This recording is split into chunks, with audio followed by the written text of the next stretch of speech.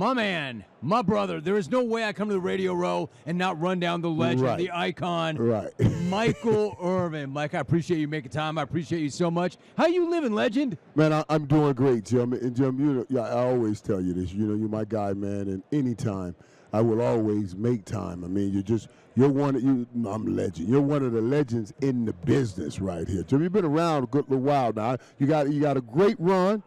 You're having a great run. I'm trying to make sure I have that kind of run.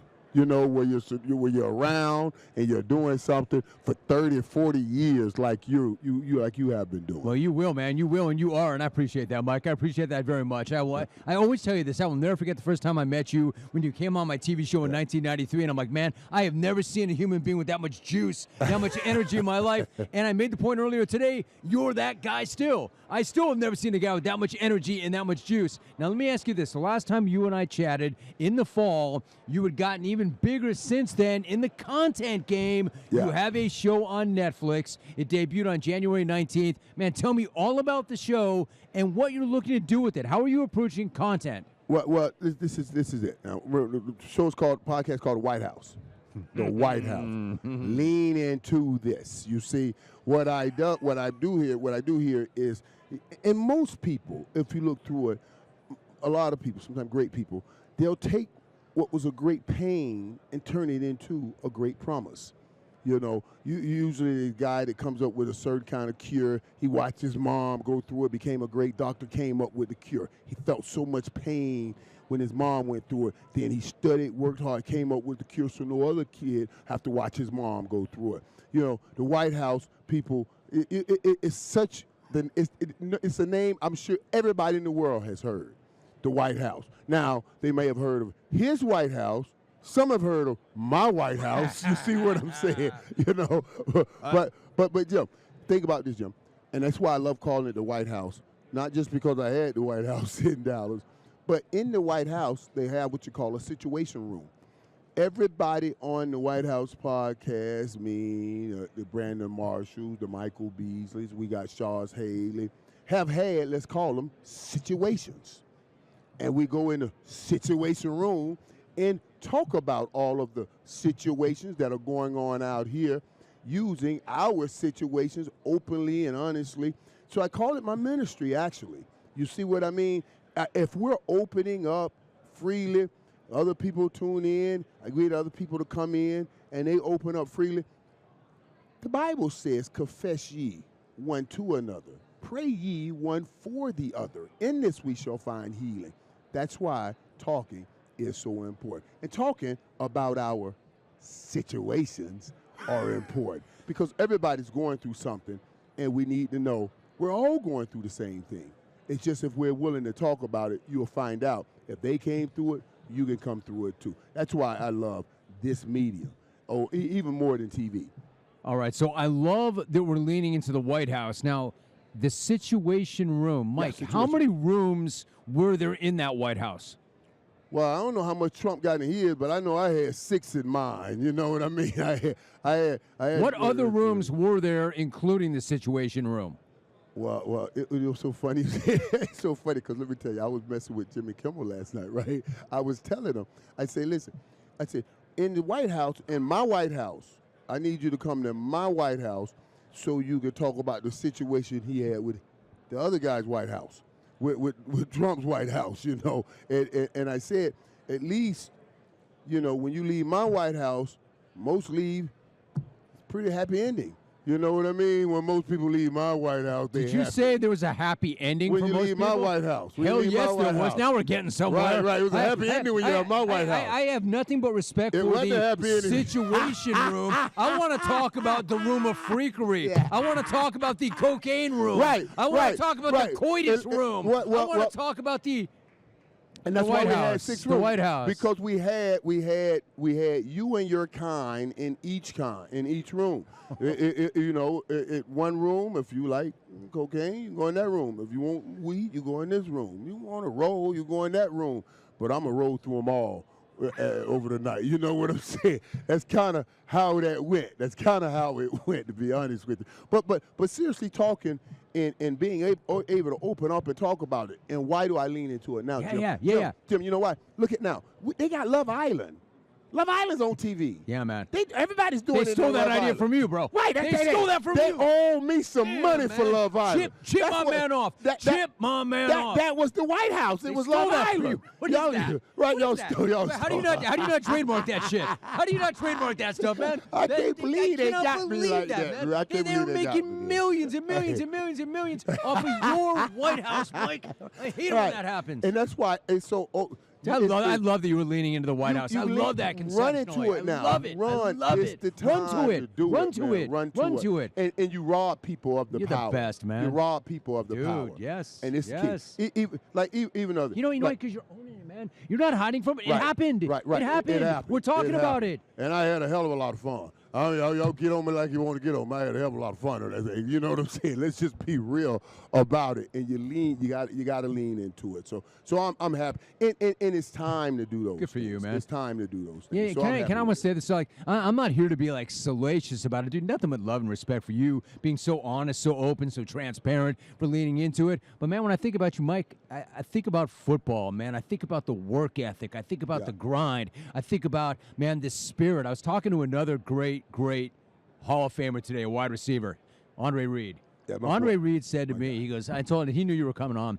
He goes, man, let me tell you something. That's my dude. He's like, he was the heart and soul of those teams. Wide receivers, nothing against wide receivers, but generally they are not the heart and soul, lead everybody into battle. You were that guy. I mean, there's so many alphas in that locker room, so we can laugh and have fun about the White House, but I'm talking about ball, man. You were all about ball. You were all about the work ethic. You had, dude, you had so much pride, dude. Pride, man. And you know, Jim, I'll never forget it. It was Art Kehoe at University of Miami, right? And he said it. I was a freshman. We had just lost Eddie Brown and Stanley Shakespeare, and we were practicing, and he was like, dude, you different, dude. He said, Michael, do you have any understanding of what this is that you're doing? I said, what are you talking about, Coach? He said, you're leading from the receiver position. That's what I'm saying. I swear he said, I've never thought about it until he said this to me. He said, you never get a team that's led from a receiver position. That's what I'm saying, yes. He said, he said, I've never seen this happen. He said, everything you're doing, it was just what you're saying. And I love the game. I love the game. But dude, did you not think about that? Were you just being you? Did you not think, man? They will follow me. I'm the alpha. They will follow me. Or were you just being you? I was just doing me. And what's so crazy is, I'm always just doing me. This year, right? Miami, we get in the first CFP now, and we go all the way to the championship game. I got people every time I'm on TV.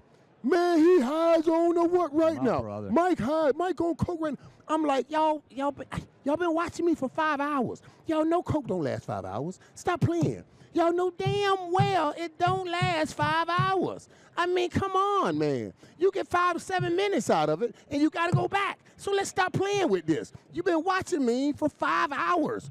Stop acting like, you know what I mean? If you could find something that did that for 5 hours, wouldn't you blast that into you? Right. I may not have quit. I might have kept running. You see what I'm saying? I don't. You got me. You got some 5 hours. You know, and like 5 hour energy would be out of business if it lasts 5 hours. I mean, for real. You know what I mean? Well, okay, so. Dude, like love of the you. When this thing, so like everybody's online, like my man has gotten into the Bolivian marching powder again. Right.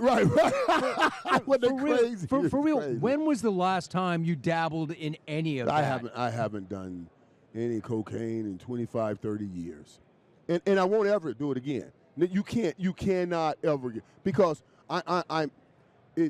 If you do it once, let me tell you something. I got food for my whole career, you know, because I was cycling. I was cycling on, like, you know, you mess around. We play a season. Season ends in February. You start back training March, second weekend in March. My birthday's March 5th. So I figured I had 6 weeks to have blast, right? But then after my after my birthday, I would always have a big party, last hurrah on my birthday, and then go into training. I didn't do anything during the season. So I fooled myself like I was stronger than I was. Yeah, right. But all I really was doing was switching addictions. You see what I'm saying? Yes. I used to Yes. I used to talk about people like, how y'all can't stop? Yeah. Why you can't just stop? Just stop. Just like, hey, I'm drinking this liquor. I'm stopping. I got to train. Why y'all can't do that? But I would play football, and then we would have a good time, and then I cut it off, and I'm back into football.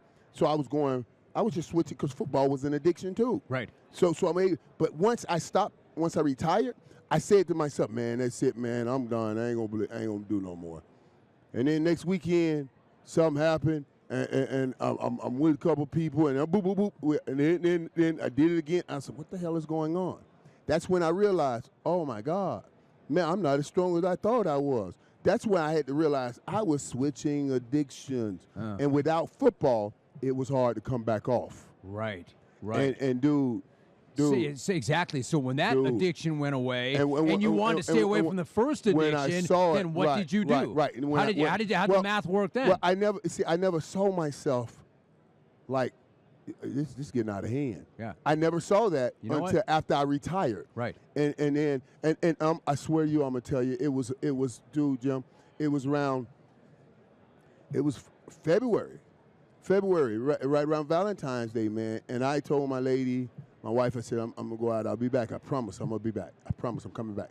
And I went out, and I'm going to be flat with you straight. I saw a girl, I'll never forget, she had some burgundy leather pants. And then, was that the third addiction? And she was, well, that's just part of the addiction. Okay. The White House. That's not an addiction unto itself? Break down the white. Break down the White House. The White House means you going to do white things with white women and all of that. You're going to be doing everything. It's all white. That's what we were talking about. That's wow, why they call dude. it you get what I'm saying. I'm 61. I kind of want to go to the White House. I missed out on a good time, dude. Hey, I missed out on a good time. Jim, I ain't going to lie. You did. I ain't going to lie. You missed out on a good time, boy. Is it too late for me to get into politics? Can I go to the White House? I wish, hey, Jim, it was great. But like, and it kept us together as a team. You know, it was those. How much of the team was it? Stuff. Was it 10 guys, 12 guys, the whole team? Yeah. Dude, did Jimma ever go to the White House? No, not the whole team. Troy never came to the White House. Okay. Somebody asked me about Jerry. I said, well, no, Jerry never got invited. I'm not saying he wouldn't accept that invitation. Oh, he would have gone. He would have gone. How about Jimma? Dude. No, Jimmy, of course not. Okay, man. Right. They never know. It was our thing, you know, our thing. So the show, man, like this is of course, this is the best podcast ever. The show, man, the White House. Are you breaking this all down? We talk about everything. That's how you do it, dude. That's how you do it. That's how you break through, man. It's the whole key, guys. Let's stop playing out here and let's stop messing around. You know, and be transparent and say, hey, what can we use to help us? And it's the only thing that gives you peace about the bad decisions you made. Tell me why. Explain that to me. I love that. Why? Well, if I can use what I've gone through to help somebody else, either come through or not go through it. Right. Then you give some. Oh, okay. That's why God had me go through it. You see what I mean? Yes. I get an understanding. I get some peace about it, and now I can be effective with it. You're not bearing it, or pretending it didn't happen. And people. Here's the issue. Yeah. We put up a fake reality. Everybody has issues. You know, everybody has issues. It's just, are they going to talk about them or not? But everybody or has lie issues. To themselves about it. And lie to you and lie to themselves. I always say this, each of us have at least two of us and all of us. Some got more than that. Yeah, but Mike, you know what's different about you? It's one thing to own who and what you are, and it's another to own who and what you are on air. Yeah. And be transparent. Right. So is everybody showing up on your show the same way like you? Do they understand when they come in the White House that this is the situation room and we're talking about our situation? We're talking about our situation. They know where they're going. And we tell them. Right. This is how you being. Think through this, Jim. Because honestly, man, you know, men, we are dying 15, 20 years earlier than women. You know why? Why? Because we don't talk about nothing. Yeah. We just hold everything in and then implode and die. You know what I'm saying? For real. Yes. And we don't have anybody to talk to. So now the only thing that we will drop our guard on is sports. So I got to use sports to crank the car, but we talk life on the drive. Right. You right, see, right. I have to use sports to crank the car because men are piled up in the sports car. If I crank the car under sports, and then we got to use You got to get him in the car. for the drive. Right. Before you go, I want to ask you this because I always love this guy. Different cat now, but man, what a player! You mentioned him, Charles Haley. Yeah, my man. Chuck, yeah, me too, man. For some reason, he always liked me, and I loved him. Yeah. But not the easiest dude, right? I mean, you got to know it. He's got to respect you, right? And you got to know him. But let me ask you something. Charles, he would only open up to certain people. Did he open up to you? Yes. Yeah. Oh, Charles on your show. Talks about the bipolar. Talks about he had to get on medicine. Charles says, I was a bad person. I did some bad things. No. You know what I mean? I was a bad person. I did some bad things, and I want to be better. And that's great. You know what Charles does right now? And this is why Charles is one of my favorite people in the world, too. You know, Charles talked about the other day on the show, he was talking about how if you put a piece of paper in front of him, he'd be so afraid to read it. Huh. You know, and the struggles he had reading publicly. And now he does his charity, right? He does his charity, Tackle Tomorrow. Dude, he's put so many kids through school with scholarships. Wow. And giving them up and giving them reading classes and all of the struggle with reading like he did. The thing that terrified him. That's right. That's what I'm saying, Yeah, dude. yeah. He took his greatest pain and made it his greatest promise. Right. That's the reality. Mike. And I said, I measure men in distance travel. I don't give a damn. Don't tell me about where you are. Tell me about where you started. Let me see where you are, and I shall measure you accordingly. And that's a great man, Charles Haley. Look what you did. You created a platform, dude, for this. You created a platform for that. You know what I like about this? And you're not doing it for content. Like, you got to give them a show. We know this. Right, It's business. right. But it doesn't mean you can't make a difference. But it's it doesn't mean, but yeah, exactly. But it real. doesn't mean we don't need to hot take shit just to hot take shit. We can be real and authentic. But now they know, dude, since you've built it, dude, you built a new house. I don't know the name of this house. We can talk about the White House, but it seems to me you built a new house where people can come to. Right. And pray and and that's talk. what we're doing. Right, that's what we're you're doing. We're coming in to share and get better. Confess one ye to the other, pray one ye for the other. In this, we shall find I think I healing. found religion today, man. That we should find.